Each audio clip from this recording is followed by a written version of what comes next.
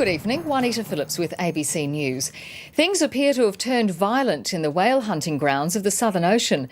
The skipper of the protest ship, the Steve Irwin, claims to have been fired on by a Japanese whaler. Paul Watson says he was shot by the Japanese and was only saved by his bulletproof vest. He also claims that the whale hunters lobbed grenades onto his ship. The Japanese have denied the accusations. Earlier this week, members of the Steve Irwin threw beer bottles filled with rotten butter at the Japanese whaling fleet. Today, it appears the whalers retaliated, this time with firearms.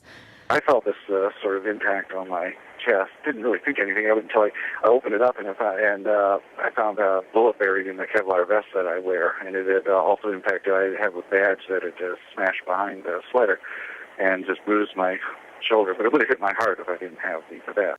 The captain of the Steve Irwin says the crew threw more stink bottles at the Nishan Maru late today when it entered Australian waters.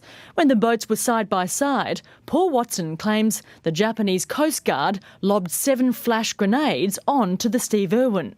One of them landed right in amongst the crew and exploded. Another one knocked one of our cameramen down and, bruised his hip. The Japanese deny using any bullets or firearms.